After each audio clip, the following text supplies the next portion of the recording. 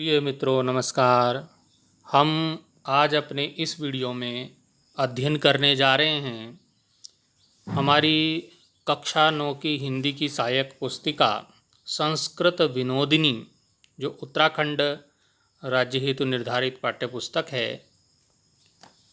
उसमें तृतीय पाठ साधूनां स्वभावा, सज्जनों का स्वभाव, इस पाठ का हम अध्ययन करने जा रहे हैं।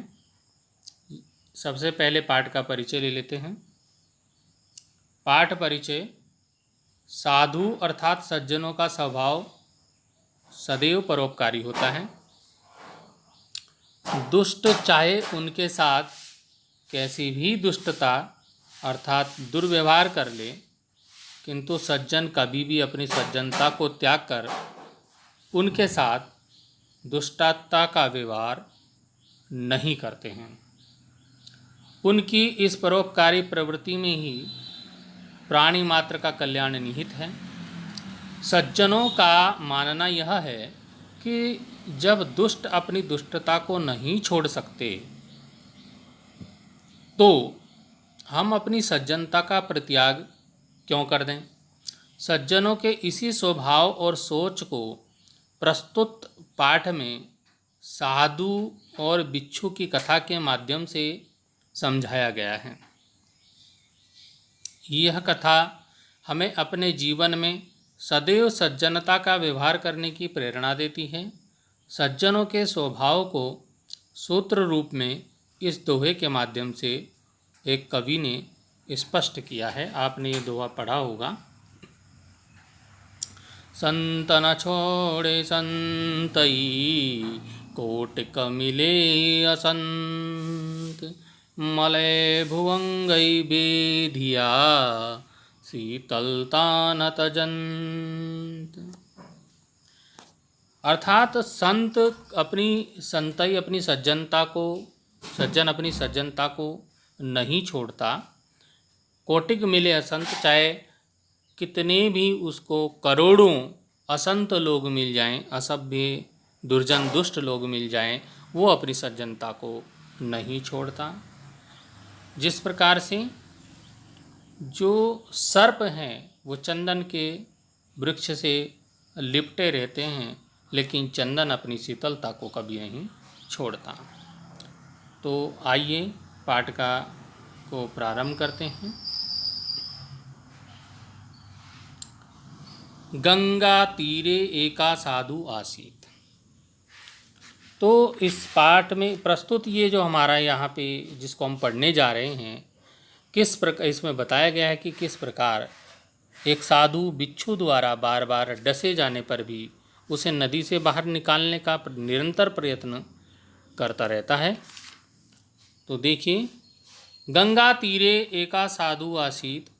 गंगा के किनारे एक साधु था। गंगा तीरे एका साधु आसीत। गंगा के किनारे एक साधु, एक सज्जन रहता था।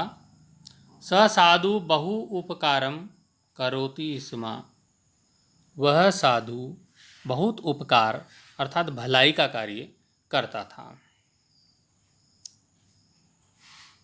यह अपकारम करोति तस्यापि उपकारम करोति स्म।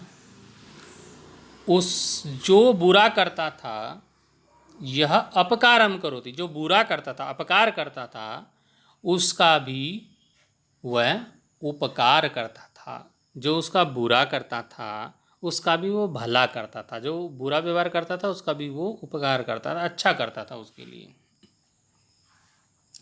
प्रतिदिनं सा गंगा नद्यां स्नानं करोति स्म। प्रतिदिन वह गंगा नदी में स्नान करता था। अकस्मिन् दिने स स्नानं कर्तुं नदीं गतवान्। एक दिन वह स्नान करने के लिए नदी पर गया। नदी प्रवाहे एकम वृश्चिकम दृष्ट्वा। नदी के प्रवाह में, नदी में बहता हुआ एक बिच्छू उसने देखा। नदी के बहाव में उसने एक बिच्छू देखा। तम हस्तनेन गृहीतवान। और जब उसने बिच्छू को देखा तो साधु को लगा कि ये बिच्छू अगर इसमें पानी में बहता रहा तो ये डूब जाएगा, मर जाएगा।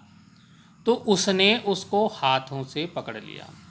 तम हस्तनेन गृहतवान, उस बिच्छू को हाथों में पकड़ लिया कि इसको मैं क्या करूं, किनारे पे रख दूं जिससे इसकी जान बच जाए। तीरे स्थापयितुम प्रयत्नम कृतवान, और तीरे होता किनारे, उसने उसको हाथ से पकड़ लिया और किनारे पर रखने का प्रयास किया। तीरे स्थापयितुम प्रयत्नम, प्रयास किया, प्रयत्नम कृतवान, प्रयास किया उसको किनारे पे रखने का जिससे उसकी जान बच जाए। किंतु वृश्चिका साधु पुरुष से हस्तम अदसत, किंतु बिच्छू ने उस साधु पुरुष के हाथ में अदसत मने डस लिया। उसने तो उसको, साधु ने तो उसको बचाने का प्रयास किया, लेकिन बिच्छू ने साधु पुरुष के हाथ को डस लिया। अब बिच्छू तो डसेगा ही, बिच्छू ने सोचा है मेरे को मारने वाला है, मुझे मारेगा, तो उसका तो स्वभाव, बिच्छू का स्वभाव है डसना, तो डसेगा। अब साधु वृश्चिकम त्यक्तवान, जैसे ही बिच्छू ने साधु के हाथ में डस लिया तो साधु ने बिच्छू को छोड़ दिया। बिच्छू को छोड़ दिया तो क्या हुआ, गिरेगा वो। वृश्चिका जले अपतत, बिच्छू जल में गिर गया। जैसे ही साधु को बिच्छू ने डसा, उसको थोड़ा दर्द हुआ तो साधु ने बिच्छू को छोड़ दिया और बिच्छू जल में गिर गया। पुनः साधु वृश्चिकस्य पीड़ाम पश्यन्, फिर से एक बार फिर से साधु ने बिच्छू की पीड़ा को देखा, उस बिच्छू के दर्द को देखा, अपने दर्द को नहीं देखा, बिच्छू के दर्द को, बिच्छू की पीड़ा को कि डूब रहा है, मर जाएगा, देखा। तम गृहीत्वा हस्ते स्थापयितुम प्रयत्नं कृतवान, और फिर से उसे पकड़ लिया। फिर से साधु ने बिच्छू की पीड़ा को देखते हुए उसको लेकर हाथ से पकड़कर हाथ पर रखने का प्रयास किया, किनारे पर रखने का प्रयास किया। पुनः वृश्चिकः हस्तम अदसत, फिर से बिच्छू ने हाथ में डस लिया, फिर काट दिया। बिच्छू ने फिर से हाथ को डस लिया। एवं अनेक बारम साधु वृश्चिकम गृहीतवान, इस प्रकार अनेक बार साधु ने बिच्छू को पकड़ा और वृश्चिकः अपि पुनः पुनः साधुम अदसत, और बिच्छू ने भी बार बार पुनः पुनः फिर साधु को डसा, साधु को काटा। इस प्रकार अनेक बार साधु ने बिच्छू को पकड़ा, बिच्छू ने भी बार बार साधु को डस लिया। आगे देखिए क्या होता है। नदी तीरे एकः पुरुषः आगच्छत, नदी के किनारे एक पुरुष आया। अब देखिए, बिच्छू को बचाने के लिए निरंतर प्रयास करते देखकर नदी के किनारे स्थित एक व्यक्ति साधु से बोला। वो आया और बोला कि हे साधु महाराज, तुम बिच्छू के बार बार डसने पर भी उसे बाहर निकालना चाहते हो, तो इसे पानी में बह क्यों नहीं जाने देते, बहने दो इसको। इस पर साधु इसे अपना स्वभाव बताते हुए बिच्छू को त्यागने से मना कर देता है। इसी का वर्णन यहाँ पे दिया गया है, देखिए। नदी तीरे एकः पुरुषः आगच्छत, नदी के किनारे एक पुरुष आया, एक व्यक्ति आया। स साधुम अवदत, वह साधु से बोला, साधु महाराज अयम वृश्चिका दुष्ट, यह बिच्छू दुष्ट है। साधु महाराज, यह दुष्ट बिच्छू है। पुनः पुनः दसती, बार बार आपको डसता है, काटता है। भवान किमर्थम तम हस्ते वृथा स्थापयति, आप किस लिए उसको व्यर्थ ही हाथ पर बार बार रख रहे हो। वृश्चिकम त्यजतु इति, इस बिच्छू को त्याग दो, छोड़ दो, मरने दो। साधु उक्तवान, साधु ने कहा, साधु ने कहा, वृश्चिकः क्षुद्र जंतु, बिच्छू नीच प्राणी है। दशनम तस्य स्वभावा, और डसना उसका स्वभाव है।